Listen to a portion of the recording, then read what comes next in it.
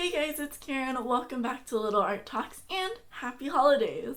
I hope you guys are as excited as I am. I randomly came up with this idea earlier. I don't know why I didn't think of it earlier, but I literally thought of it this morning and decided to film this. Right now, I think it's like 10 a.m. I don't know what time it is. But anyways, this is going to be my holiday art book gift guide. I have books that are great for a huge range of people, whether they're trying to get into art or they're a little bit more knowledgeable already and they're looking for something really kind of neat, or you're looking for something neat for someone else. These are great for gifts as well as if you are looking for something to enjoy over the holiday season. So let's get right into it. So the first book I have is What Are You Looking At? The Surprising, Shocking, and Sometimes Strange Story of 150 Years of Modern Art by Will Gompertz, and he was a former board director of the Tate Gallery. If you've seen my other book videos, I've done book videos before, but they're super old and I thought I would bring it up again because I love them so much. You'll see some repeats, but they are so good and they don't get out of date or anything like that. So this is a really great book for someone who is trying to get into modern art, but they don't want to read a textbook. You read it very much like you're reading a story, but it also has a lot of great information about modern artists. Each chapter is broken up to a different period and different movements and stuff like that, so it's very well organized and it covers sort of the biggest things in modern art. So reading this book, you're going to get a great idea of how modern art started, as well as how it developed over time, and it goes up to a fairly recent period of art. So this is a really great, easy read. So this one is How to Read Contemporary Art, Experiencing the Art of the 21st Century by Michael Wilson. I think the title might be a little bit misleading because it's like a how-to kind of title. I don't really think it's a how-to. It's really more of, there is a little bit of an introduction that talks about it. There's like a little introduction that talks about it, but really it jumps into individual artists. Each page or 2 pages are dedicated entirely to a contemporary artist. It has a really short little written thing about them and then mostly photographs on the other side. The photographs are all really great quality, fully colored and everything like that. All of the artists that are included in here are really great. They're doing pretty cool things and all really different. I think it's a really great selection. I used this book a ton when I was doing my 5 and 5 series, so if you follow the 5 and 5, you'll recognize a lot of the artists. I recommend this for people who maybe they already visit galleries pretty often, they're interested in contemporary art, and they want to learn more about these people, so this is a great choice as well. Next, I have 2 books for people who are kind of like,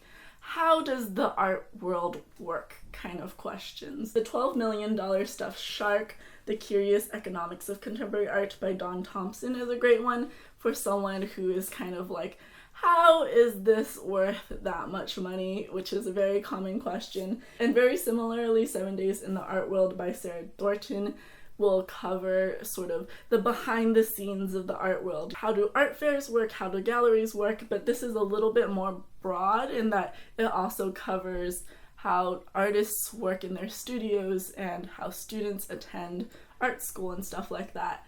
Another book that is really good, I don't have it with me, also by Sarah Thornton, is 33 Artists in 3 Acts. I'm pretty sure it's called 33 Artists in 3 Acts.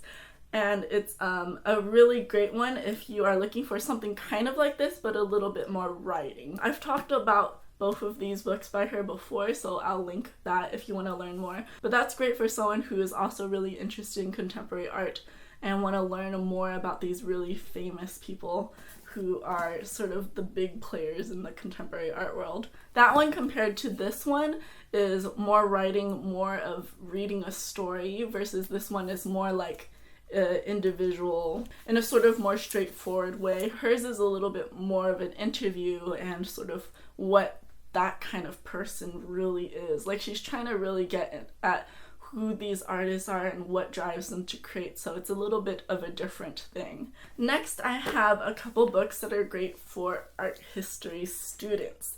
So if you have someone who is either a little bit younger or really interested in sort of the academia of art history, these are really great. I have Art History, The Basics. I'll link all of these books below. There's also Methods and Theories of Art History, and also a short guide to writing about art. So that's pretty straightforward. These are definitely a little bit more textbook-y kind of books. You know, they're teaching you how to read, write about art.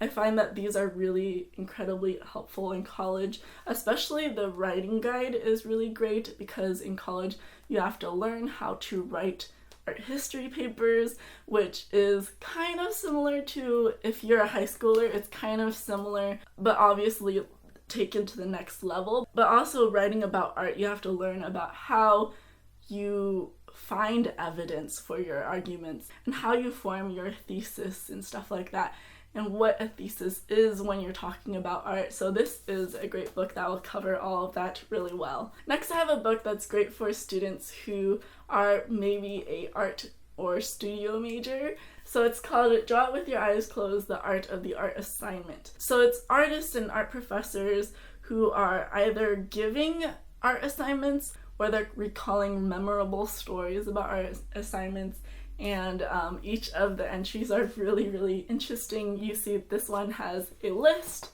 and some of them are just written little stories and stuff like that. So this one is actually a really fun book for someone who has been to art school or is currently in art school, or if they're going to art school, it's kind of a little taste of what they're going to experience. But this is definitely more of like quirky art assignments and little strange things like that. Finally, I've saved... My bad. Oh my god. I had a pedestal down here and the books were sitting on it, and I had two piles. Left one was things I was picking up and the right pile was where I was putting them down, and I picked up the last two books, which were also the heaviest books, and the rest of them fell over. Anyways, I'm just gonna continue. These two books are the big boys. These are going to be great for people who are already sort of art buffs or something like that, whatever that is.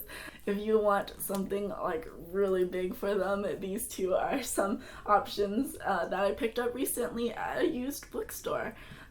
So used bookstores are kind of amazing. You can find some really cool old books there. So this one is Art and Visual Perception, A Psychology of the Creative Eye, and this one is Methods and Materials of Painting of the Great Schools and Masters by Sir Charles Locke Eastlake. I think that's really funny. But this one is great for someone obviously interested in the psychology of the creative eye. I don't know.